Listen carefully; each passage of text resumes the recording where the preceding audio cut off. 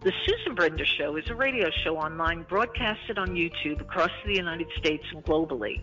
The show features guests who speak about health, spirituality, entertainment, and a host of subjects to enlighten people across the nation. Listen to the show that empowers women and men alike and highlights those who have made a difference. I'm Susan Brender, and this is the Susan Brender Show, and I'm so pleased to have Jeff Buongiorno on my show. You know, this is what is happening now in Palm Beach County. The first link is on Fiona and the removal of the mask mandate. This is DeSantis saying all of this. And DeSantis, from my standpoint, is really unbelievably great. It was a victory, but there was collateral damage. The Palm Beach Board of Ed police singled out domestic terrorism and charged him for no reason, pure retribution. And he is now facing charges and has a court date on 12/09. Now, these are the kinds of things that are happening in Palm Beach County, which is where I live and which actually a lot of people live, and especially Jeff. Jeff is running for the 21st district for Congress. Let's start with that. You know, Jeff is an American businessman who has chosen to no longer remain on the sidelines of the American dream, which is fading for so many. Jeff knows firsthand the trials and tribulations that American small business owners are suffering. You know, Jeff has created a successful business for the last 30 years. Jeff has also firsthand experience in growing small businesses as a serial entrepreneur. And I'm going to ask him about that a little bit too. From the software development to training to IT modernization for a more productive environment. And my guest today, as I said, is Bonji. Okay, Bonji, am I correct with that? Is that Bonji, Jeff? That's great. Yes, Jeff Buongiorno. I'm running for the United States Congress in Florida's 21st district.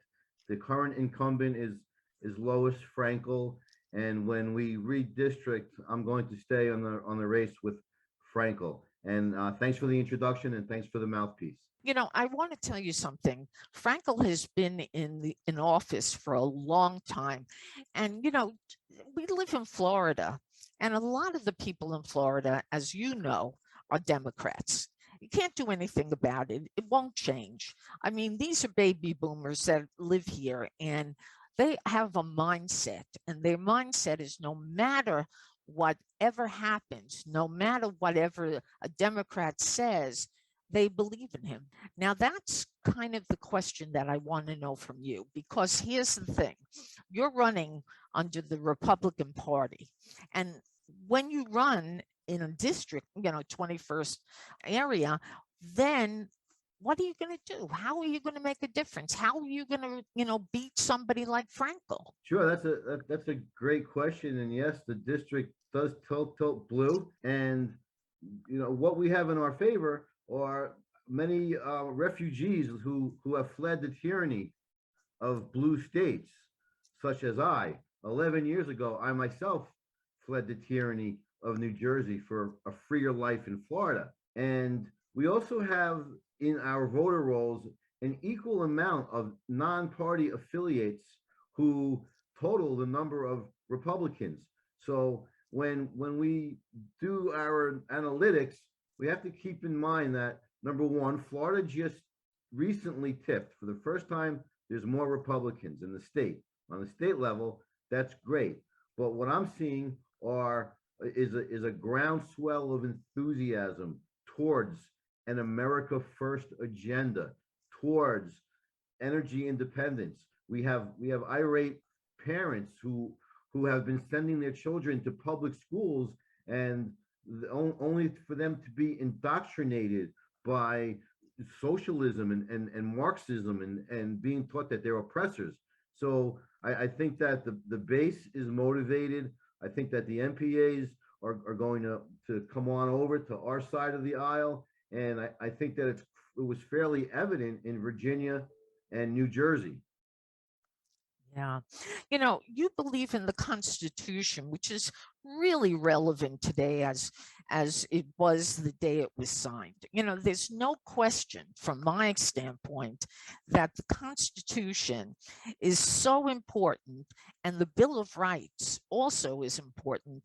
And the people who are in the Democratic Party, I don't think they believe that anymore. And I know that you do because, when you think about it, there's nothing more important than that. So tell me, when you think of the Constitution, what goes through your mind? Well, what goes through my mind is that these political profiteers, these career politicians, have been steamrolling the people's constitutional and God given rights. And when they trespass on one of the people, they trespass on all of the people. And that's one of the reasons why I'm stepping up and putting myself out there to run. Yeah. And so let's talk about your platform for a minute, because that is really important. And the people here in Palm Beach County and really all over the world should be knowing a little bit about our politicians that are running. Somebody like you who has such strong beliefs, as I said, in the Constitution and the Bill of Rights. So what is your platform? Well, my platform is basically on a top level. I believe in fiscal responsibility of government, right? We need a government that spends properly. We need a government that it should be run like a business. I believe in self-reliance, that the government should be the last place people should go. Government should give people a hand up and not a handout. I believe in safety nets, not safety hammocks. I believe in law and order. I think that we need to make crime illegal again. And I'm one of the biggest threats to society and our safety are these renegade prosecutors and attorney generals. And we could talk about Kenosha and Rittenhouse for a very long time, but that's a great example of how basically these prosecutors can defend or can deprive us from our right to defend ourselves by just judging on how they charge people. I also believe in national sovereignty, which means we need to get the border under control. There's no it's an invasion. Let's face it, it's an invasion. And when we talk about constitutions, we talk about Bill of Rights. And one thing that we have to really think about is our state constitution. That's where most of our liberties come from, is our state constitutions. And one thing about the border invasion is that Joe Biden's executive order to Texas and the border states is repugnant to the state constitutions and the oaths that these governors have sworn to. So, I believe that there's possibly some collusion between the border governors and our federal government. And finally, my platform, limited government, right? Government needs to stay out of our lives. Government needs to let small businesses uh, operate and thrive so the people have opportunity. A freer market leads to freer people. I'm so happy you brought that up. Interestingly enough, people are talking about the border. But before I really discuss that, you just mentioned the Rittenhouse thing. And I worked for media for a long time. And I know when they get a story that is so sensational, that's all they talk about. And I really it gets me sick to my stomach when I think about how they just go over and over and over with this Rittenhouse when we're talking about millions of people coming across the border and we don't even know who they are. We don't know, what if they've had shots. We have no idea. Now, if you win, what are you going to talk about? What are you going to say about that? And how are you going to deal with it? Well, when I'm elected to office, I plan to return servant leadership to the people so their voices are heard and represented by someone who has actually been on the ground and knows what the constituents care about. Number one, we have a high rate of elderly folks living on fixed income in this county, in this district. So we need to curtail inflation. I believe the debt ceiling, it should be limited. We should put a limit on the debt ceiling. And we need to look at the United States government as a business. If we have a shrinking job participation rate, that means less revenue is coming in. So that's definitely not a time to spend and to pass these humongous social spending bills that are disguised as infrastructure. So we need to restore common sense policies to politics. And that's what I intend to do when elected. You know, there's other things that are very important, and I'm going to just ask you some questions about this. What is your stance on veterans? Veterans, we need freedom of choice in their doctor, and like anyone else. They freedom of choice. Donald Trump opened up the pipeline to allow them to go out of network, and the approval of Donald Trump by the veterans and the VA under Donald Trump, I should say, was at its highest ever. And we need to restore some of those policies. My biggest concern about veterans are the 37,000 homeless veterans, and that really eats at my craw, because what we're doing with some of these military bases, and even right here in Florida, is we're housing these Afghan freedom fighters. If you ask my opinion, I believe that they're not here to be our friends, that they're here to be our enemy, and we're housing illegal immigrants over our veterans. And I have a deep affinity for veterans.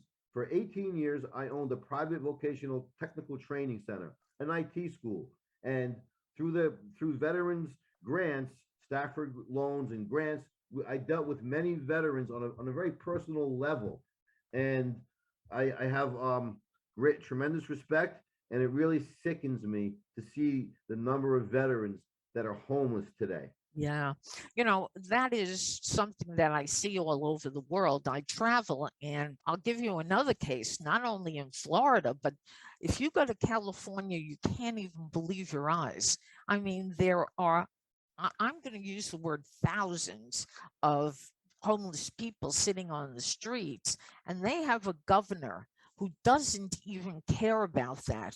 He wants, everything for himself. People in politics, and let me ask you your opinion about this. They're, what their desire is to be voted in again, and they spend their time trying to, just get themselves voted. Now, if you become the person who desires to really help people, if you talk about energy, that'll be another story. Now, let's talk about that, because they cut off the pipeline and something's wrong with that.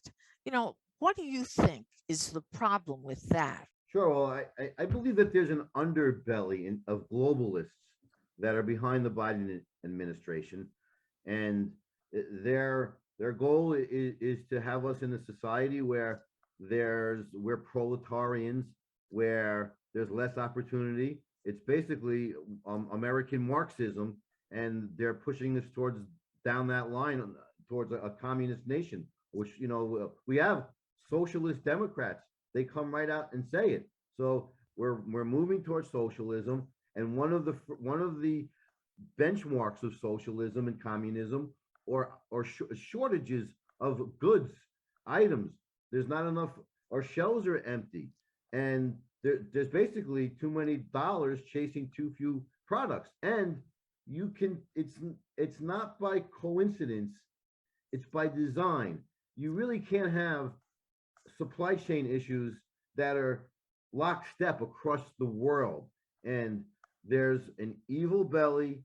The people are fighting an illusion of a two-party government. It's not that way. I believe that the career politicians that have served for many years, or like you said, Gavin Newsom as an example, they're desperate to hang on to their power, and they put their politics over people. I will put people over politics, and I will serve no longer than 3 terms. So you don't have to worry about term limiting me. I have a great life, and my friends all say, Jeff, be careful what you wish for, Bonji. If you get in, your life's going to change. Yeah. I'm so happy that you brought that up. I'm going to move down the line and I'm going to talk about some of the things that really are very important to you. And another thing, I mean, you made a real good case out of this whole thing that you were just talking about. But there's another question, and that is what's your stance on education? Because look what is happening in our schools. Our kids, particularly in Florida, they're not even, they don't even know how to read. They don't even know how to write. And we're keeping them and we're blaming their families for being absolutely the worst people. Domestic terrorists is what they call them on the other side. What is going on? And tell me your stance on education. Well, my stance on education, number one, should be school choice. The parents need the freedom to have a voucher to send their kid to a private school, to homeschool. They need alternatives. There's no competition, very little competition, and parents are very vulnerable. They drop off their children at school, and until COVID exposed, we didn't know that the indoctrination that was taking place. So my stance on education is in the public schools and in our K to 12, we have to return to the 1776 Commission, which basically teaches historically accurate curriculum. So the 1776 Commission was something that Donald Trump put into, basically invented through a great cast of educators, and it's factually relevant. We basically go back to Martin Luther King Jr., which judge people by the content of their character, not the color of their skin, removal of all this identity politics. We cannot teach our children that they're oppressed or they're an oppressor. I mean, so from what I understand, if you're white, you're an oppressor, and if you're black, you're the oppressed. So I suppose that if you're a mulatto, it balances out, and then you're a good student. I don't know. It's kind of confusing, but the students are confused. I'm fighting at every school board meeting, and we won the mask battle. We need great people to step up and run for school board at the local level.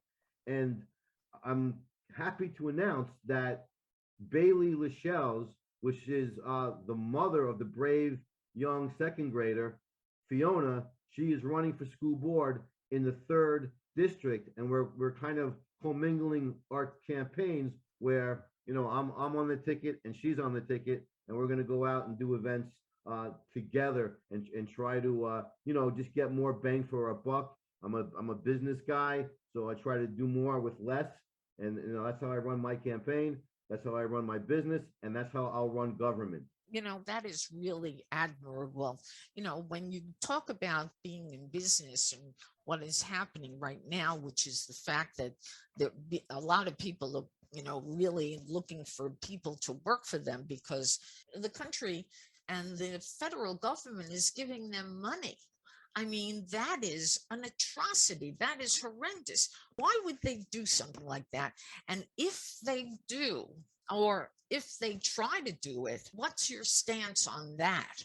Because that's got to be outrageous. I mean, middle class, lower class, they're the ones who are going to lose. They keep on saying the rich, but that's not true. It happens to be people in the lower classes. And, here in Florida, there are people who are like that. And they need help. Yes, I say that. And on the other hand, work is more important, don't you think? Well, yeah.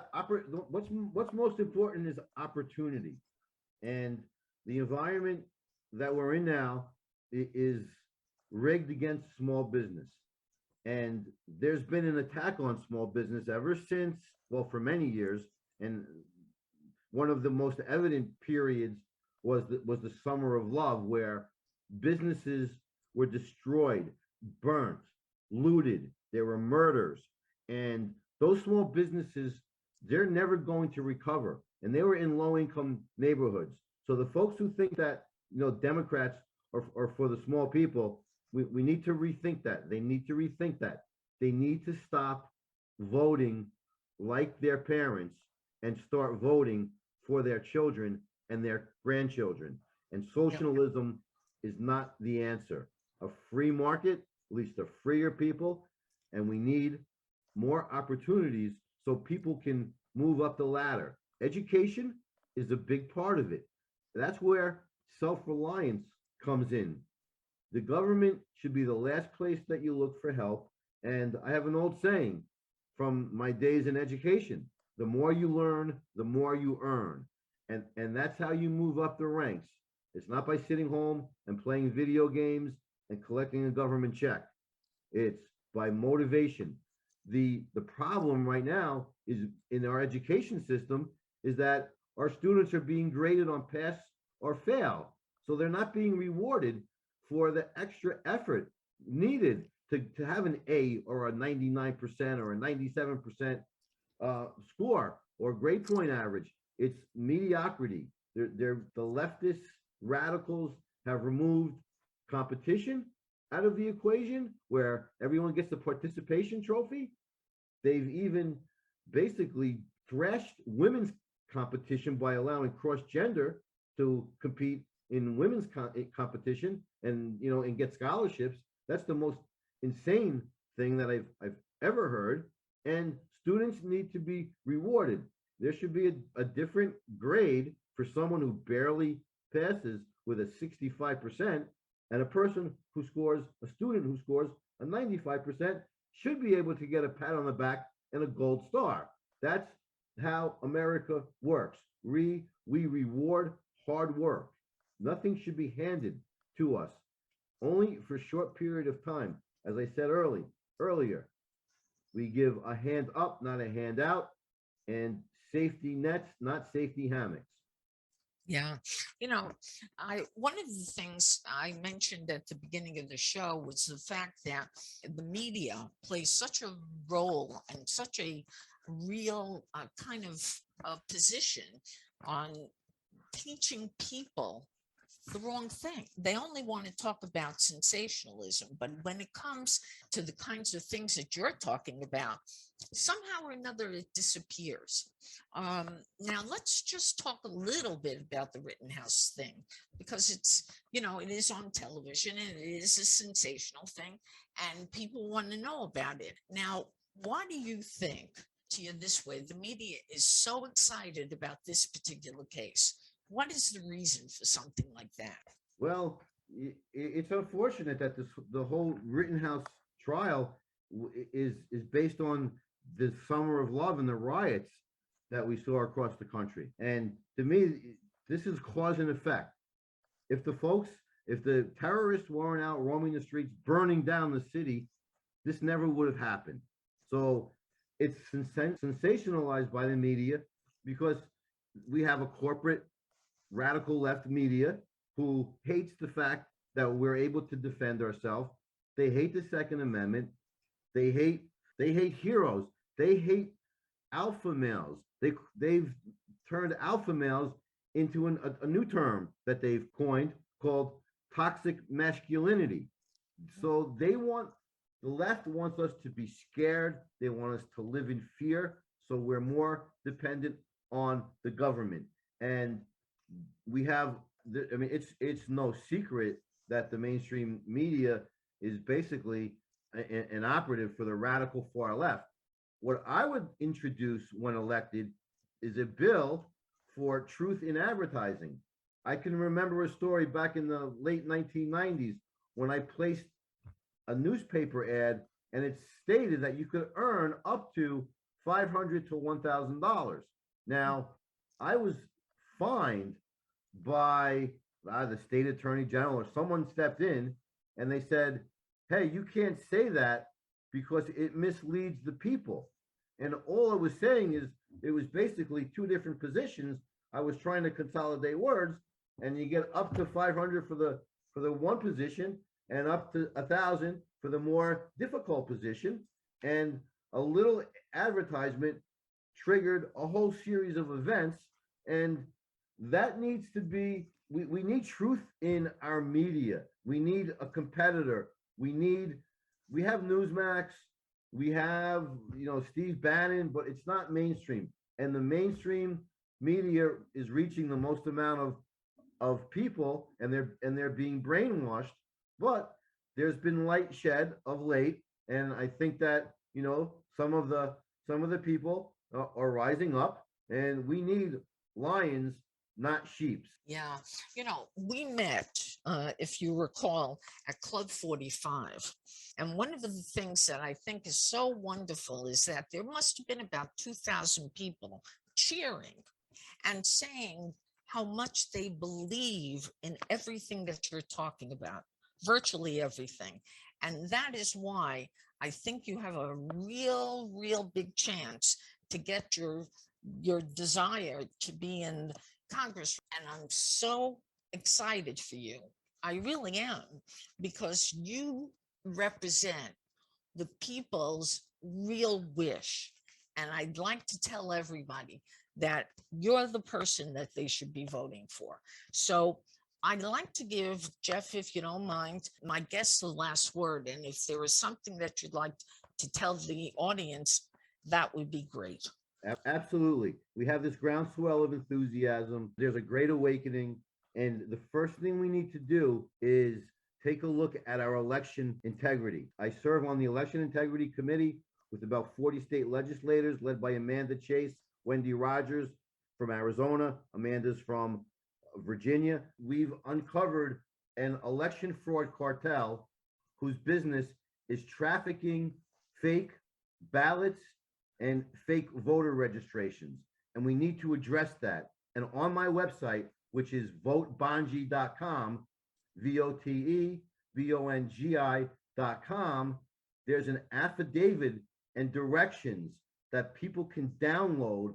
And we're going to deliver these in the next session up in Tallahassee, so we can have some change to our voting laws, so that we have fair and free elections. And when you're in it, it's important. When you're a citizen, it's even more important, because the people's vote must count. We must look back at 2020 and find out what the irregularities, where they came from, and we must fix them by the midterms. VoteBongi.com. I agree 100%. VoteBongi.com. Now, one more thing, Jeff. This is just a little question, if you would. Could you give us a hint who you think might want to run for president again? Anyone that you would tell our audience is your number one? And you don't have to tell anybody, but if you would, it would be interesting to hear what you have to say. Well, I can give you some, maybe something that might surprise you. I think on the Democrat ticket, we might see Joe Manchin. And I believe that Trump will run again. There you go.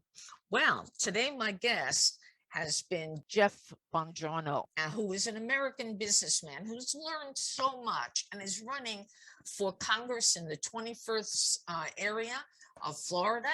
And believe me, everything that you heard from him, he really means it. And it's a pleasure to have him on, because I represent a lot of people who talk about the same thing, but you sound like an honest person and somebody who will really do a great job. So thank you very much, Jeff, for being on the Susan Brender Show. Thank you.